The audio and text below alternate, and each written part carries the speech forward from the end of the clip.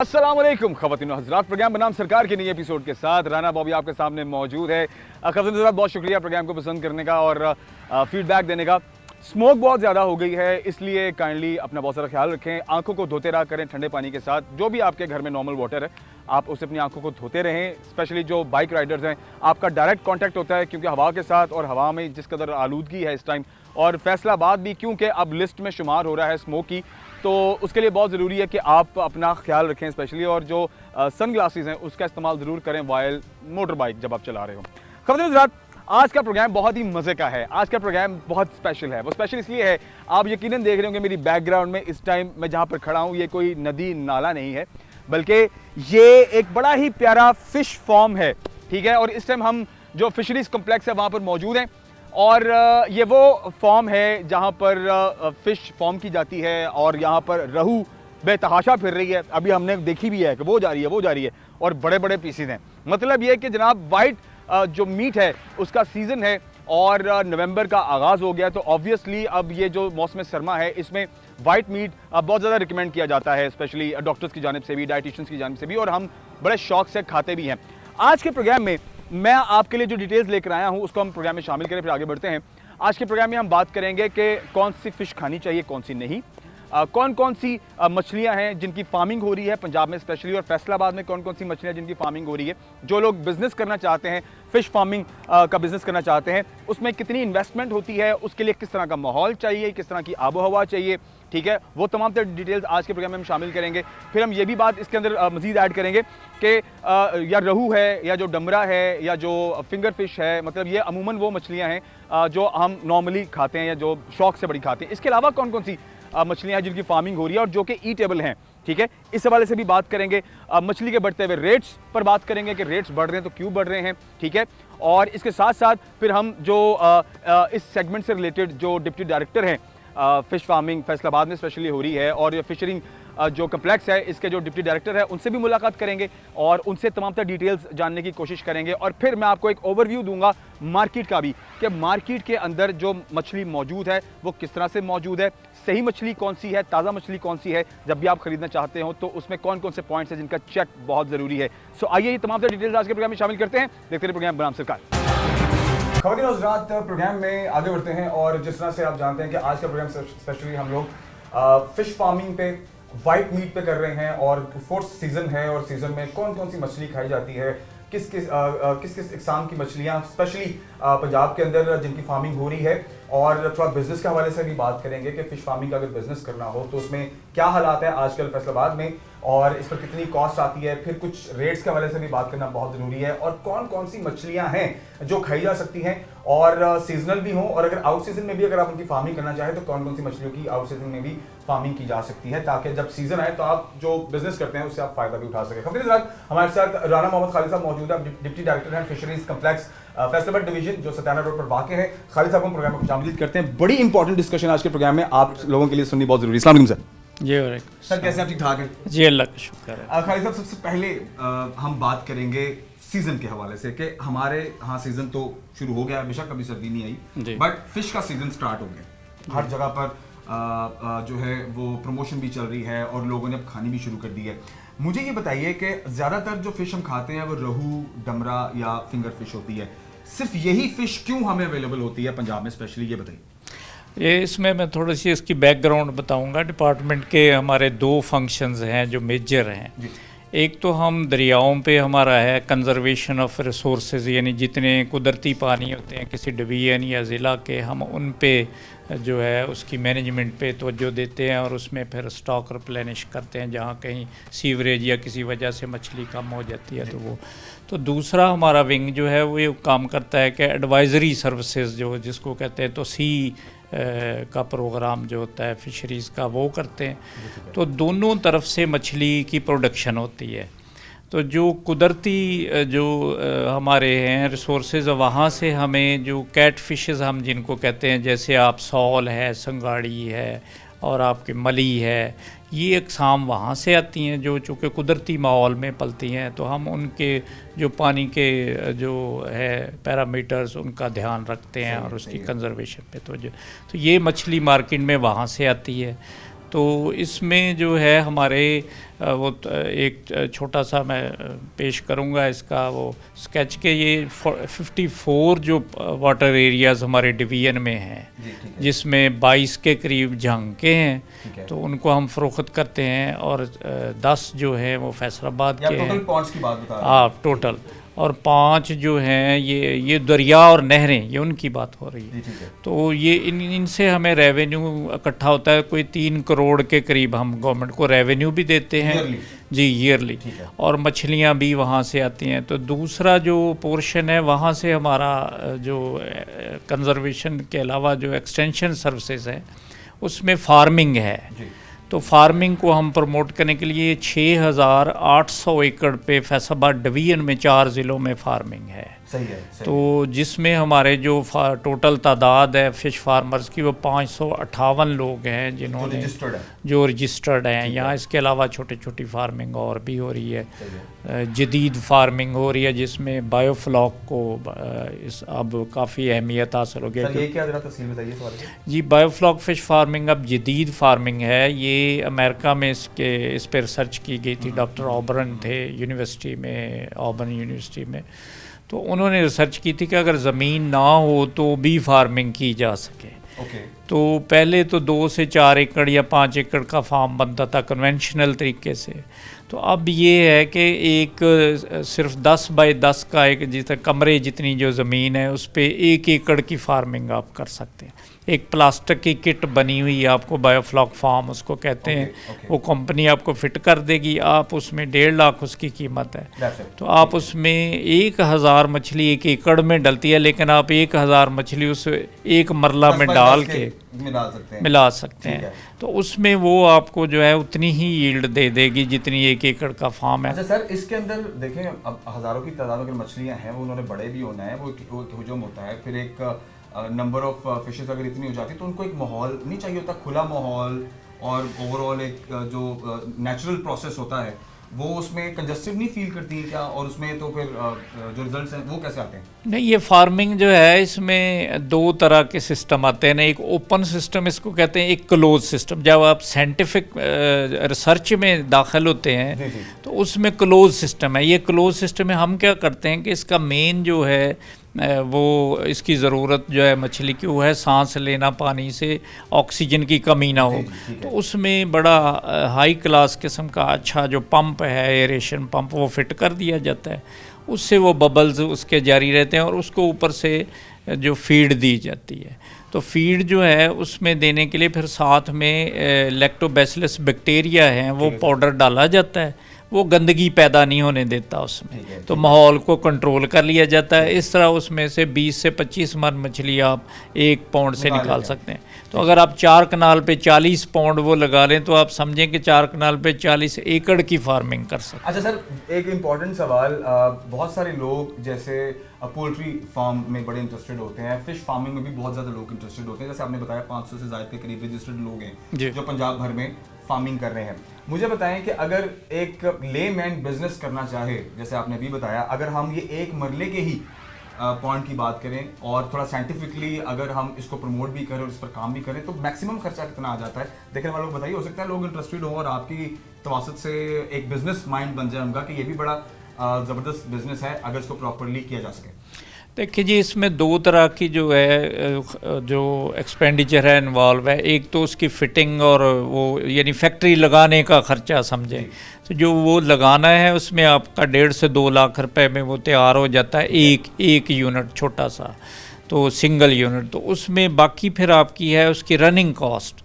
तो running cost में फिर आप उसके साथ जो है फीड है, तो फीड की जो यूटिलाइजेशन है इसमें आम फार्म की जगह पे 50% कम है, क्योंकि उसमें बैक्टीरियल हम डालते हैं सिस्टम, तो उसकी वजह से फीड मछली कम लेती है, तो उसकी वो बढ़ोतरी उतनी रहती है। सही। तो इसमें फिर जो है वो फ्लॉक का जो टेन्योर है उसके दौरान खुराक और मछली की पैदावार वो तकरीबन हम बराबर रखते हैं, यानी जब आप डालेंगे जितनी खुराक डालेंगे, अगर 25 मन खुराक है तो मछली भी 25 मन निकले, सही है, तो समझें कि गुड फार्मिंग हो गई है और उसमें अच्छा खासा उसको मुनाफा आ सकता है। सही। चलिए, ये तो बड़ी ज़बरदस्त बात होगी। अब इसी से रिलेटेड अगला सवाल सर मेरे पास ये, जाहिर बात है सर, लाइसेंस जारी होते हैं जी, और बाकायदा जब रजिस्ट्रेशन होती है तो उसका कंप्लीट प्रोसेस होता है जी, yes। तो मुझे बताइए कि लाइसेंस के हुसूल के लिए कौन कौन से ऐसे रूल्स हैं जिनको फॉलो करना है, और क्या उसके लिए आपका कोई बैकग्राउंड होना चाहिए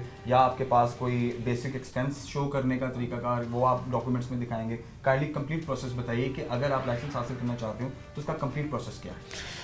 ये इसी तरह गवर्नमेंट पंजाब जो है इसको जो स्पोर्ट फिशिंग है इसको कर रही है, काफ़ी ज़्यादा इस पे तवज्जो है और लोगों को जो है वो फ्रेश माहौल प्रोवाइड करने के लिए। तो फिशरीज़ का जो ये लाइसेंसिंग है ये बहुत इजी की गई है। इसमें अब तो इस साल गवर्नमेंट के इनिशिएटिव से हमने ये किया है कि उसको बिल्कुल ऑनलाइन कर दिया है। सही है, तो उसमें सिंपल आप एक जो है पिक्चर सेंड करेंगे और उसकी फ़ीस जमा करवाएंगे, 2000 रुपीज़ उसकी फ़ीस है साल की पूरे की, और ये लाइसेंस पूरे पंजाब के लिए होगा। आप जहाँ से मर्ज़ी जिस मर्ज़ी डिस्ट्रिक्ट से हासिल कर लें ऑफिस से फिशरीज़ के, तो वहाँ से आप जो है आगे वो हर गवर्नमेंट के जो वाटर हैं उसमें फ़िशिंग कर सकते हैं, जो लगा के रॉड एंड लाइन। सही है, सही है। तो 2000 में ये लाइसेंस इजीली आप आधे घंटे से भी कम टाइम में आके हासिल करके ले जा सकते हैं। तो फिर तो उधर ही आपकी सारी इसमें कोई बैकग्राउंड नहीं चाहिए। ये एक स्पोर्ट फिशिंग का जो गवर्नमेंट का है इनिशिएटिव, इसमें कोई उसको मसाइल नहीं आएंगे। एक शनाख्ती कार्ड की कॉपी, 2 पिक्चर्स और साथ में वो उसका 2000 रुपया उसकी फ़ीस हो जमा। फैसलाबाद में कौन कौन सी फिशेस हैं, कौन कौन सी मछलियां हैं, एक तो जिनकी नशोनुमा हो रही है, जिनकी फार्मिंग हो रही है, वो बताइए। और फिर रेट्स के बारे में भी बात कीजिए। इस बार रेट्स भी कुछ हाई हैं अकॉर्डिंग टू पास्ट ईयर, तो मुझे बताएं क्या रीज़न क्या है इसके पीछे? इसमें दरअसल 2 हर्डल्स आ रही हैं फार्मर्स को। जैसे जनरल एग्रीकल्चर है तो इसमें जो फीड की कॉस्ट है वो बढ़ गई है ड्यू टू एनर्जी कॉस्ट। तो अब जैसे जैसे लोग इसको शिफ्ट कर रहे हैं, सारी फिशरीज़ जो है वो शिफ्ट हो रही है आपके सोलर सिस्टम पे, तो उससे ये फिर इसकी फिजिबिलिटी बेहतर हो गई है। वरना ये डिक्लाइन आ गया था इसमें बहुत ज़्यादा कि बिजली की जो कीमतें हैं वो बढ़ गई थी और ट्यूबवेल का चलाना उनके लिए वो सारा मुनाफा जो है वो वापडा चार्जेस में चला जाता था। लेकिन अब अल्लाह के फजल से ये नई टेक्नोलॉजी सोलर की है तो ट्यूबवेल उस पर शिफ्ट हो गए हैं, तो इसमें फिर ये जो है अब इसका मुनाफा काफ़ी बेहतर हो रहा है।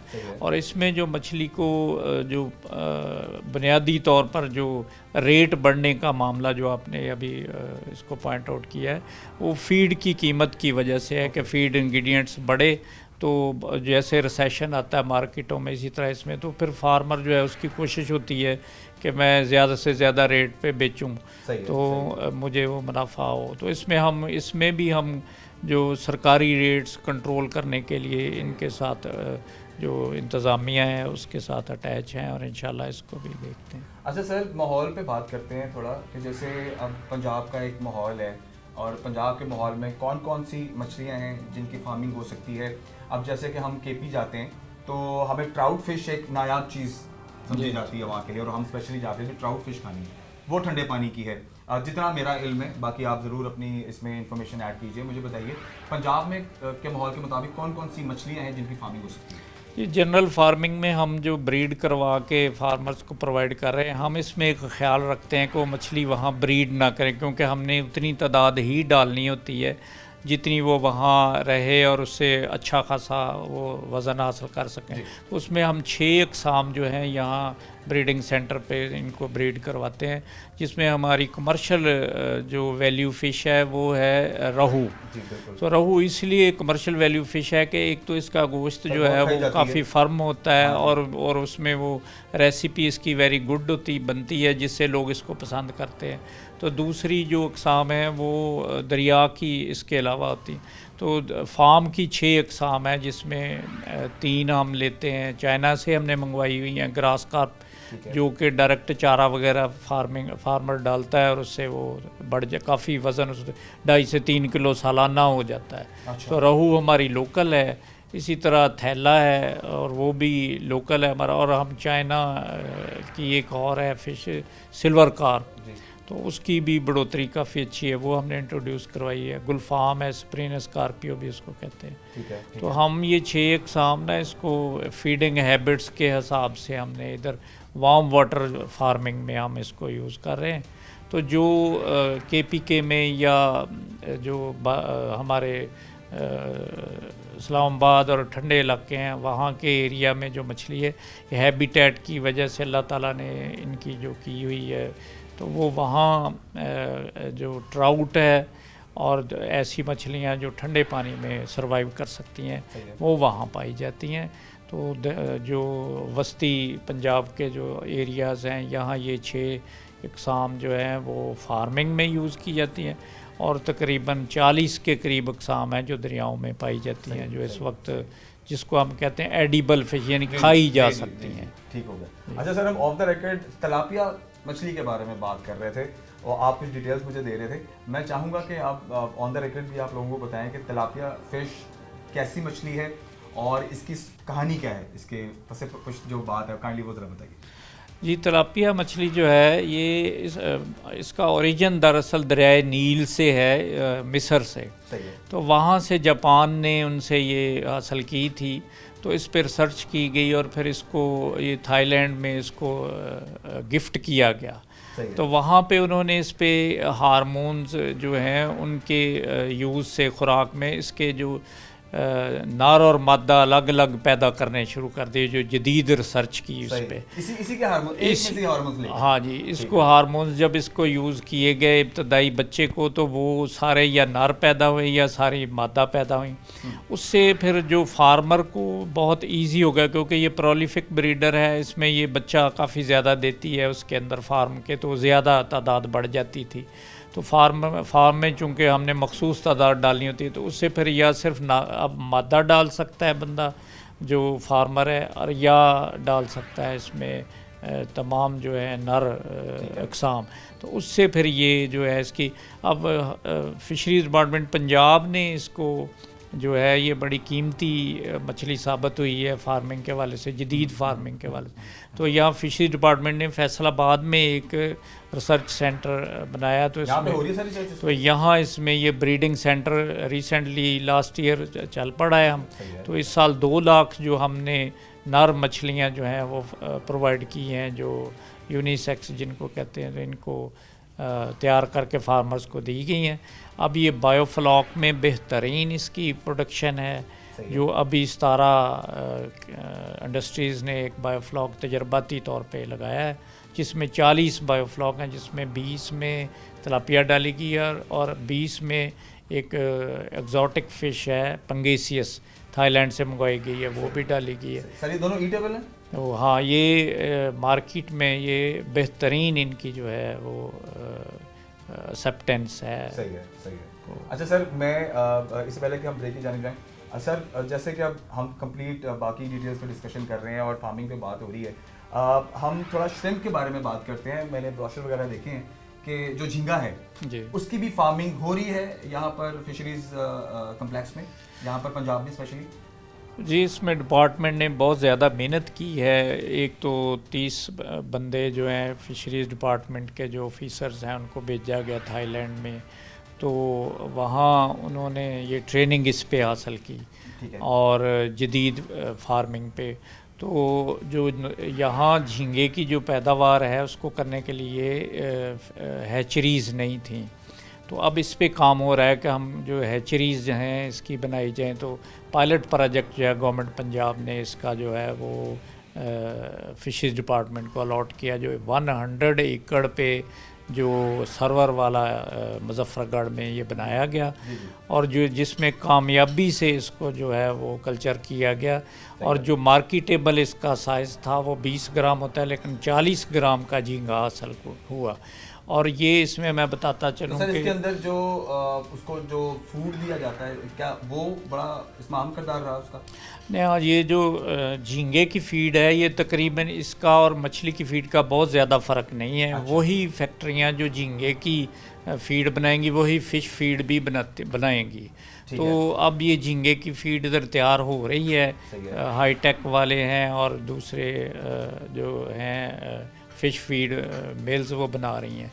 तो इसमें ये सबसे जो बेहतर जो किस्म हमने चूज़ की है, इसमें ये सफ़ेद जो वाइट लेग इसको कहते हैं, वाइट लेग लिटोपिनस वेनामाई, सफ़ेद झींगा जो अमेरिकन है ये इकसाम, और इसमें काफ़ी रेजिस्टेंस है और ये टेस्टेड है इंडिया में, जिस पे उन्होंने काफ़ी रिसर्च किया और बहुत ज़्यादा ज़र मुबादला कमाया है, क्योंकि ये डॉलर्स में इसकी फ़रोख्त होती है इंटरनेशनली, और ये यूरोप में ये बहुत ज़्यादा खाया जाता है। तो इंशाल्लाह पाकिस्तान में इधर कदम रखा है तो ये बहुत ज़्यादा मुल्की जो ज़र मुबादला इससे कमाया जाए। अच्छा सर, इन दी एंड बहुत ही इंपॉर्टेंट सवाल, हमें बताएं पंजाब में कौन कौन सी जगह जहाँ पर आप लीगली शिकार कर सकते हैं?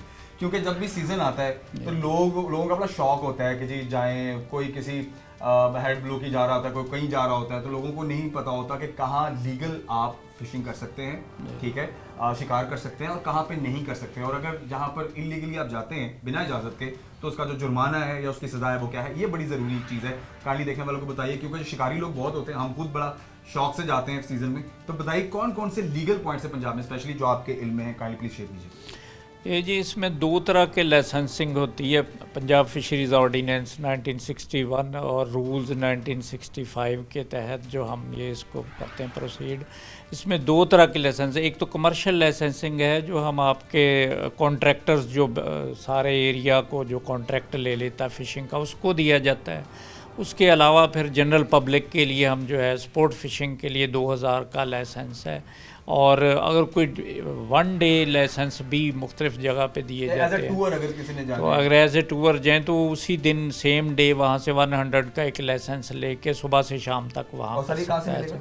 तो वो एक हमारे जो डिवीज़न में हेड सिदनाई पे आपको दस्तियाब है, हेड त्रिमू झंग में है वन डे लाइसेंस, 2000 वाला भी वहाँ मिल जाएगा और ये भी, दोनों वहीं ऑफिस है, तो लोग वहाँ एंजॉय कर सकते हैं, महकमा पूरी फैसिलिटी देता है। उसके अलावा आप जो है इधर चिन्योट में आप जा सकते हैं दरिया चनाब पे। ठीक है। तो पंजाब के जो भी आप लाइसेंस लेंगे 2000 वाला, वो पंजाब के हर दरिया या नहर में आप कुंडी डोरी से शिकार और अगर आपको कोई वहाँ पर रोके तो आप वो दिखा सकते हैं, आप उसको दिखाएंगे तो वो आपको वहाँ जो है कोई मसाइल पेश नहीं आएंगे। और अगर इलीगल फ़िशिंग हो तो उसमें फिर मौका पे 5000 तक जुर्माना है जो बंदा इलीगल फ़िशिंग करेगा, लेकिन अगर कमर्शियल फ़िशिंग करेगा तो उसमें फिर उससे भी ज़्यादा जो है वो जुर्माने होते हैं। इस साल हमने जो है 46 लाख के लाइसेंस जो है अब तक हम इशू कर चुके हैं पिछले 3 माह में सिर्फ।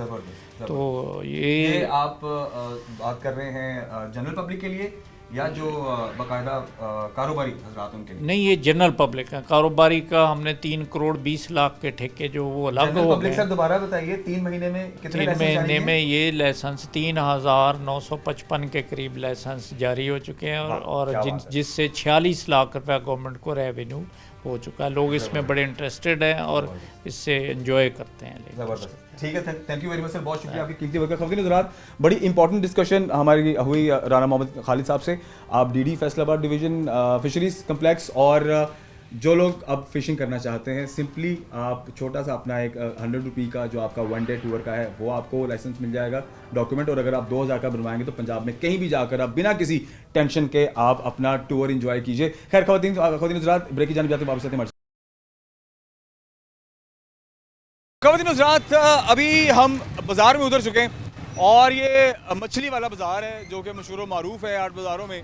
और आज के हमारे टॉपिक से रिलेटेड यहाँ का कंटेंट बहुत इंपॉर्टेंट है। यहाँ पर मैं आपको बताऊँगा कि कौन कौन सी मछली मार्केट में आ चुकी हुई है, क्या उसकी प्राइस है, किस तरह केजी है, और फिर मैं आपको ये भी बताऊँगा कि ताज़ा मछली के अगर आपने उसको चेक करना है तो वो किस तरह से चेक करना है, अगर वो पुरानी मछली हो जाए तो वो आपने किस तरह से चेक करना है। तो कोशिश करें कि आप ताज़ा मछली लें। वैसे तो ये कहा जाता है कि जो मछली फ़ौरन फ्रीज़ कर दी जाए तो वो तकरीबन निकाल जाती है, 5-6 दिन, हफ्ता भी निकाल जाती है, ठीक है। और स्पेशली जिन लोगों ने फ़िश स्टोर करनी होती है या जिन्होंने बेचनी होती है आगे, तो वो फौरी तौर पर उसको फ्रीज कर देते हैं, मतलब उसको बर्फ़ के ब्लॉक भी लगा देते हैं, और कई लोग जो हैं बाकायदा उसको फ्रीज़र में भी लगा देते हैं। पर ज़्यादातर लोग यही करते हैं कि जो बर्फ़ के ब्लॉक ला कर या उसको तोड़कर उसमें मछली को स्टोर कर लेते हैं, ताकि जो भी उसका एक टाइम है उस टाइम में वो फ़रोख्त भी की जा सके और लोग ले जाके उसको बना भी सकें और खा भी सकें। अच्छा जी, अभी हम कुछ जो मछली है वो आपको दिखाएंगे, कौन कौन सी इकसाम अभी मार्केट में मौजूद हैं और वो पर केजी क्या रेट्स हैं उनके। अच्छा भाईजान बताइए। सर जी ये रोहू है, ये इसका 600 रुपये किलो ठीक है। है। ये शंगारी है, ये भी रोहू है, वो मली पड़ी है। ये शंगारी है जी, ये रहू है, ये शंगारी है, ये भी रहू है और ये मली पड़ी हुई है। मली का क्या रेट है? मली है 760 रुपये किलो। ठीक है। और ये आगे भी रहू पड़ी हुई है।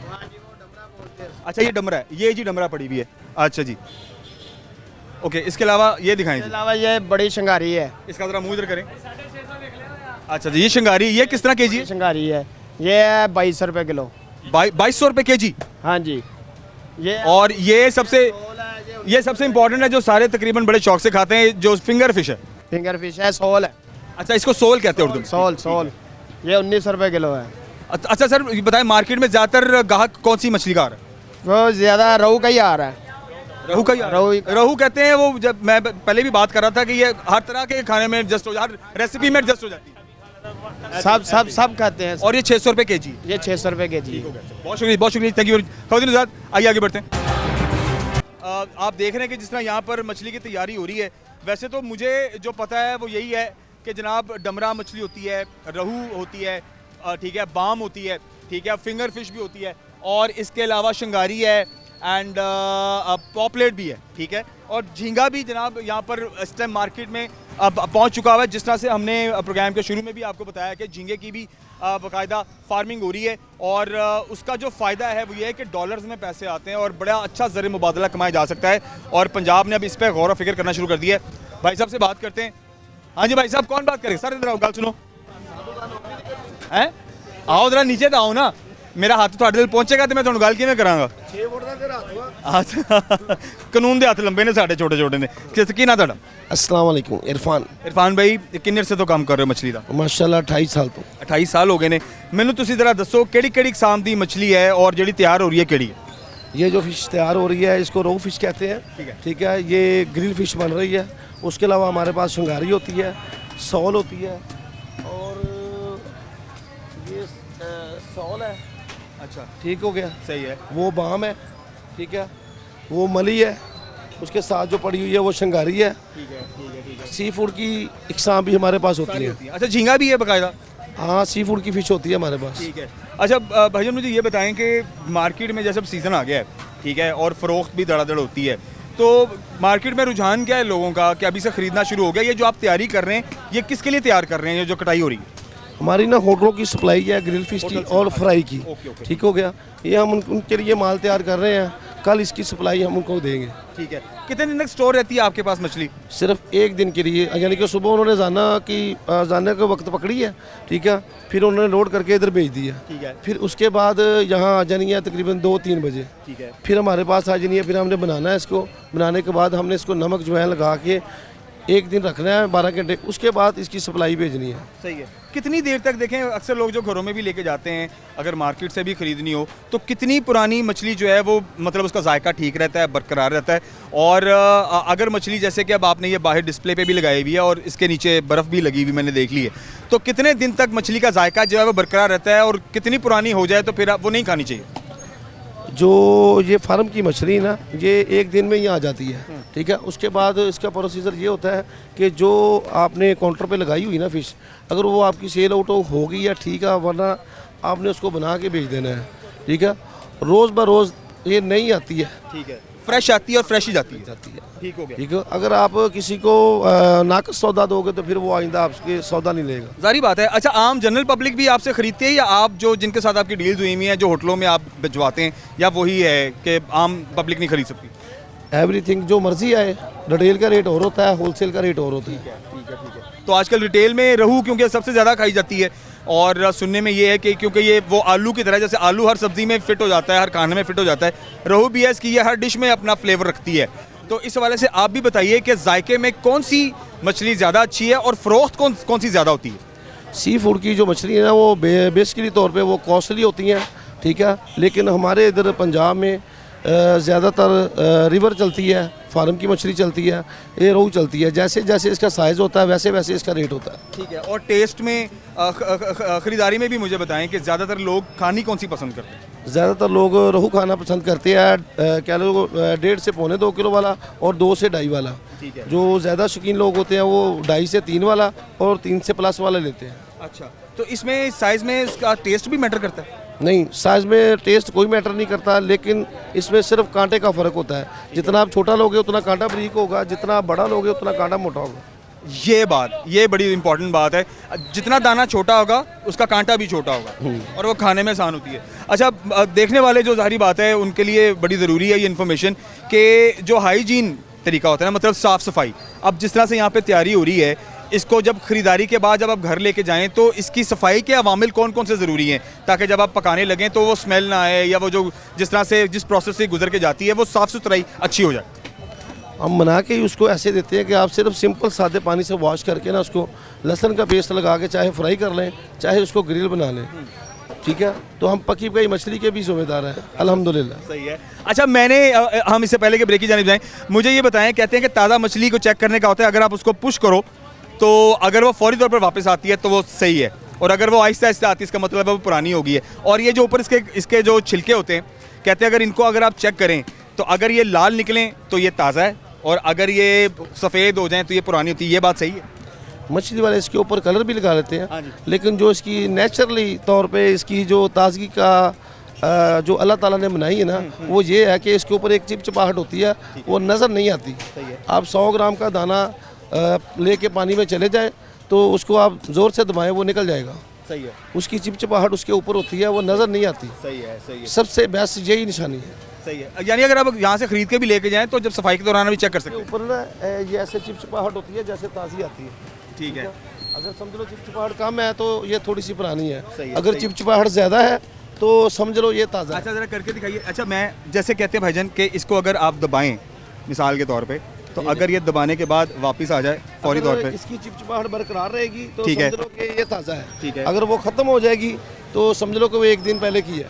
ठीक है। ठीक दूसरी है। बात ये कि अच्छा, देखें ये जैसे जो लाल है अंदर से। हाँ, ये जो ये ना यहाँ पे कलर भी लग जाता है। ये अंदर वाले से। हाँ अंदर, ठीक है। लेकिन हमारे पास कलर होता नहीं। ठीक है। अच्छा, मैं इसको भी प्रैक्टिस करना चाहूँगा, ज़रा पास आना। इसको हम अगर दबाते हैं तो दबाने के बाद अगर कहते हैं जी ये दबाई नहीं जाएगी। हाँ जी, लेकिन सही है, वापस आ गई है फौरी तौर पे। चलो जी, बहुत शुक्रिया आपकी इन्फॉर्मेशन का, बहुत शुक्रिया। आइए जी, खबरदार ज़रा अब आगे बढ़ते हैं। और अभी एक तो हमने आपको फ़िश की इकसाम बताई हैं, ठीक है, और वाइट मीट है, सेहत के लिए बहुत अच्छा होता है, डॉक्टर भी रिकमेंड करते हैं, डाइटिशियंस भी रिकमेंड करते हैं। और जिस तरह की पोल्ट्री में जो मुर्गी तैयार होती है, जो दिनों में तैयार होती है, उससे काफ़ी हद तक बेहतर है वाइट मीट। ऑफ कोर्स थोड़ा एक्सपेंसिव होता है लोगों के लिए, उनकी जेब पर ज़रा भारी होता है, लेकिन ये है कि ये सेहत के लिए बहुत अच्छा होता है। आइए अब हम आगे बढ़ते हैं और अब हम बात करते हैं, मुलाकात करते हैं डाइटिशियन से, और इस मौसम में कौन सी फ़िश खानी चाहिए, कौन सी नहीं, और उसके कितना आपको कितना हेल्थी फील होता है जब आप वाइट मीट लेते हैं, जब आप फ़िश खाते हैं। और इसके साथ साथ ये भी आपको बताएंगे कि ये जो एक मिथ बनी हुई है कि अगर मछली खाई हो, अगर दूध पिए तो जनाब आपको प्रॉब्लम हो जाती है, आपको स्किन डिजीज़ हो जाता है, तो ये भी हम आपको बताएंगे कि कौन सी मछली है जिसके खाने से आपको जो फुलबेरी है, ठीक है ना, जिसको फुलबेरी कहते हैं, वो होने के चांसेस हैं, और कौन सी ऐसी मछली है जो आप जैसे बेदरेग होकर खाएं, दूध पिएँ, दही खाएं, जो मर्जी खाएं, कोई फ़र्क नहीं पड़ता। आइए आगे बढ़ते हैं और आपसे मुलाकात कराते हैं।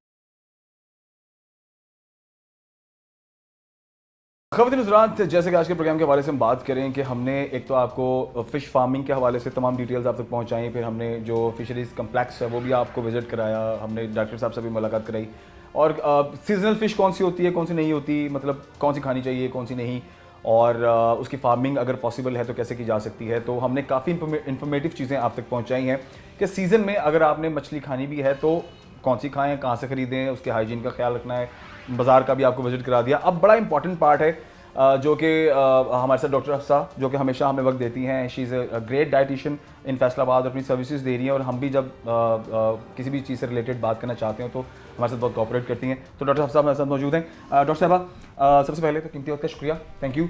अच्छा, मुझे ये बताइए, अब आज का टॉपिक हमारा है वाइट मीट, ठीक है, मछली के खाने का पकाने का एक तो जो बेस्ट तरीका है वो जिसमें उसका एक ऑरा है वो बरकरार रहे, उसका टेस्ट बरकरार रहे, वो आप ज़रूर बताइए, ठीक है। उसमें मसाला जात कौन से ना डालें जो ज़्यादा बेहतर हैं, ठीक है। और आजकल वैसे भी आपको पता है कि सीज़न भी कुछ ऐसा चल रहा है। और फिर इसके बाद मैं आपसे अगला सवाल ये भी पूछूंगा, मुझे बताइए कि कौन सी फ़िश खाने से ये जो आपकी स्किन डिस्टर्ब होती है, ये भी एक मिथ है।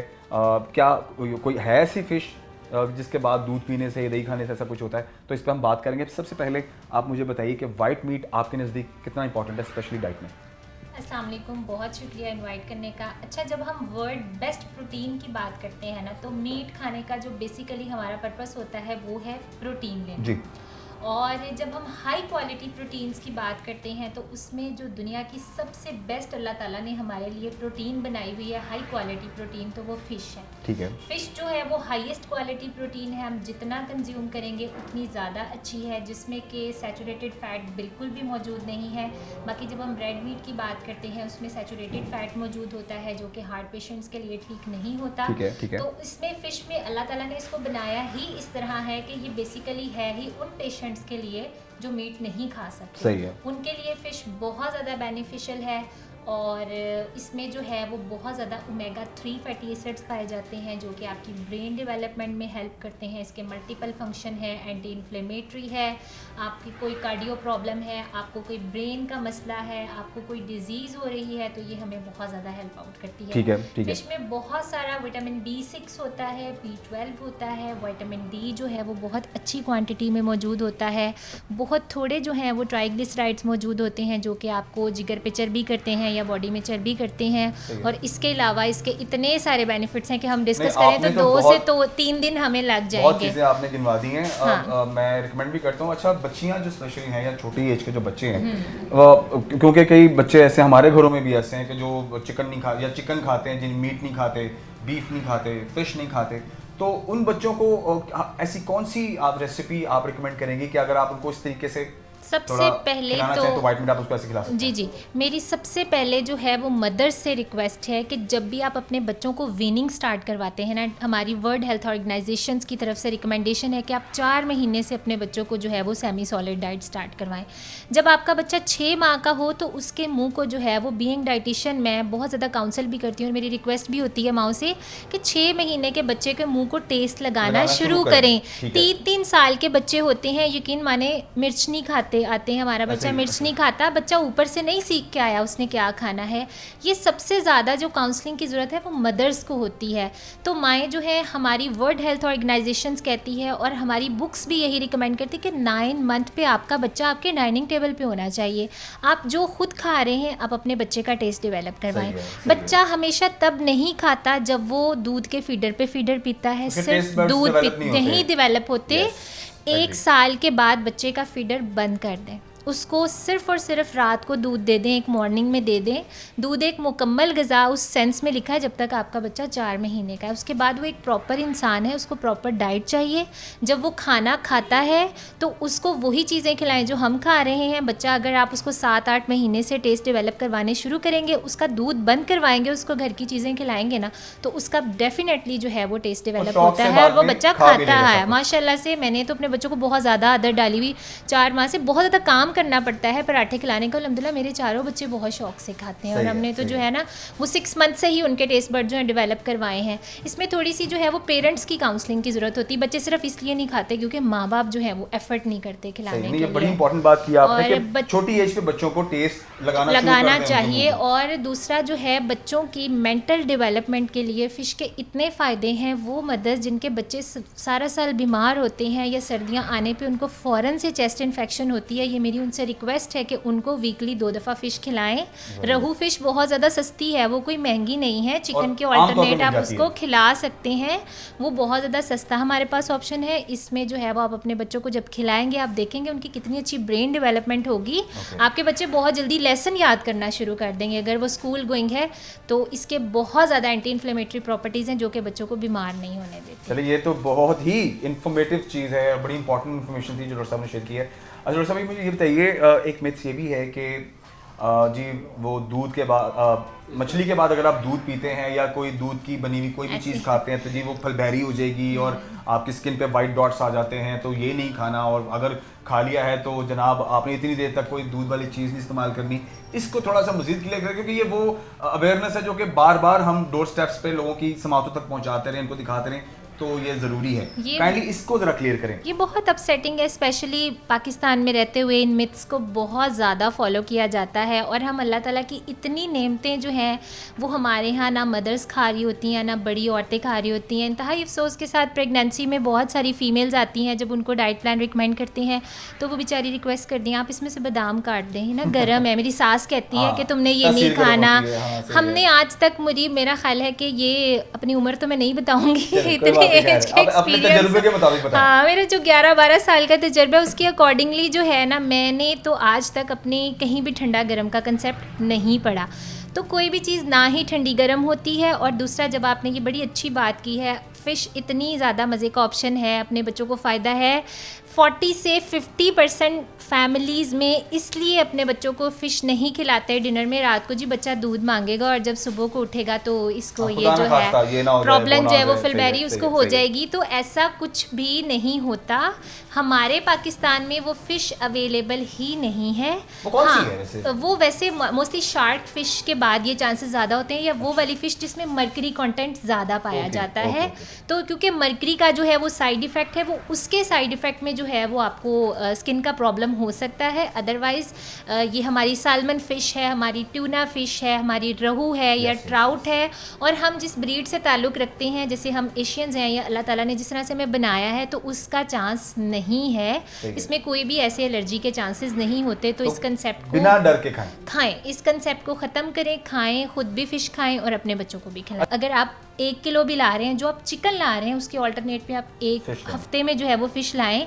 अगर आप अपने बच्चे को एक एक बोटी भी खिलाते हैं तो उसका बहुत ज़्यादा बेनिफिट है। अगर आपका बच्चा नहीं खाता, मसाले घर के ऐड करके खिला सकते हैं। दालचीनी डालें, सूखा धनिया डालें, ज़ीरा डालें, इन सब मसालों के जो है वो एडिशनल बेनिफिट है।